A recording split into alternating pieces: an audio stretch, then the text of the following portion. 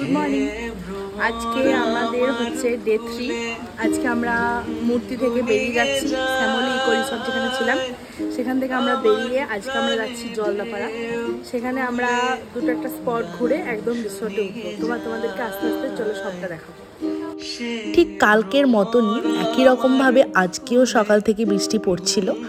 আর এর মধ্যেই আমরা রেডি হয়ে সমস্ত লাগেজ গাড়ির মধ্যে তুলে আমরা এই শ্যামলী ইকো রিসর্ট থেকে মানে মূর্তি থেকে আমরা বেরিয়ে পড়ি। আর এই হচ্ছে মূর্তি নদীর ধারে যে আই লাভ মূর্তি যে ফটো মানে সেলফি জোন সেটা এখানে ছিল। তো যাই হোক, এখানে আমরা কিছুক্ষণ বৃষ্টির মধ্যেই দাঁড়িয়ে ছবি টবি তুলে নিই আর তারপর এখান থেকে আমরা বেরিয়ে যাই।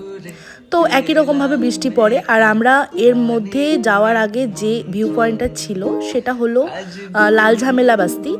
তো ওটার পাশ দিয়ে আমরা পেরিয়ে যাই, বাট আমরা ওই ভিউ পয়েন্টটা দেখতে পাইনি। কারণ হচ্ছে এত বৃষ্টির কারণে রাস্তা কিছুটা ড্যামেজ হয়ে যায়, সেই কারণে ওখানে যাওয়া বারণ হয়ে যায়। আর এই আবার সবুজ চা বাগানের মধ্যে দিয়ে আমরা পৌঁছে যাই আস্তে আস্তে জলদাপাড়ার দিকে। আর জলদাপাড়ায় আমরা ছিলাম টোটোপাড়া বলে একটি জায়গা, যেটি খুব ফেমাস। কথা বলতে বলতে পৌঁছে গেছি আমাদের জলদাপাড়া রিসর্টে। আর এটির নামও ছিল জলদাপাড়া ইকো স্টে। যদিও ইকো স্টে বলাটা খুব স্বাভাবিকই, কারণ তোমরা শুধু দেখো চারপাশে কতটা সবুজ। আর ভীষণই ভালো লেগেছিল এখানে আমাদের থাকতে। একটা দিনের জন্য এখানে ছিলাম, কিন্তু এখানকার দাদারা এতটাই ভালো ছিল, এতটাই তাদের ভালো বিহেভিয়ার ছিল যে আমাদের আসার সময় সত্যি একটু হলেও মন খারাপ করছিল। আর চারপাশের এই আবহাওয়াটা, এখন যদিও বৃষ্টিটা অনেকটাই কমে গেছিলো যখন আমরা জলদাপাড়ায় পৌঁছাই তখনকার কথা বলছি। তো যাই হোক, এর মধ্যে আমাদের এই যে সমস্ত আবহাওয়াটা দেখালাম তোমাদেরকে।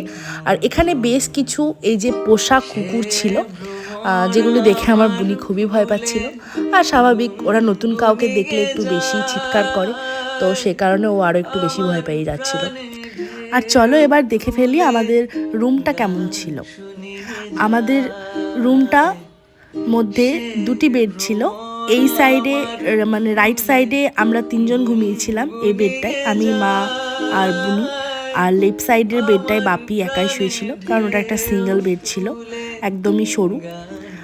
আর এখানে একটা ড্রেসিং টেবিল আর একটা এই যে টি টেবিল দেওয়া হয়েছিল। আর এই যে জানালাটা এত সুন্দর লাগছিল সকালবেলায় ঘুম থেকে উঠে পরের দিন, সূর্যের আলোটা পুরো জানলার ওপরেই পড়ছিল।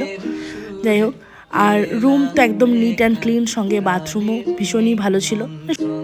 আর সব কিছু একদম নিট অ্যান্ড ক্লিন ছিল। আমি আগেও তোমাদেরকে বলেছি যে এদের সমস্ত সার্ভিস খুবই ভালো লেগেছিল আমাদের। তো যাই হোক, তো ভালো, এখানে আমরা একটু মজা করে নিচ্ছিলাম। আর এই যে ব্ল্যাঙ্কেটগুলো সব দিয়েছিল। আর এরপর আমরা ফ্রেশ হয়ে নিই। ফ্রেশ হওয়ার পর আমরা লাঞ্চ করতে যাই।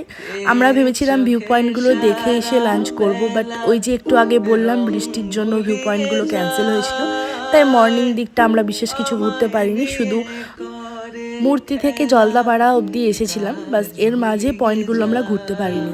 কথা বলতে বলতে আমরা লাঞ্চে বসে পড়ি। লাঞ্চের মেনু ছিল এখানে ভাত, আলু ভাজা, কাঁকরোল ভাজা, লঙ্কার বড়া, শাক ভাজা, স্যালাড, ডাল, আর ছিল একটা মাছের রুই মাছের কালিয়া। তো এটা ছিল, যদিও আমি প্লেটের মধ্যে মাছের ছবিটা নিতে পারিনি, কারণ মাছটা পরে এসেছিল। আর একদম সব কিছু গরম টরম ছিল। ফুলকপির তরকারিও ছিল, আমার বলতে খেয়াল ছিল না। যাই হোক, আজকের ভিডিও এইটুকু।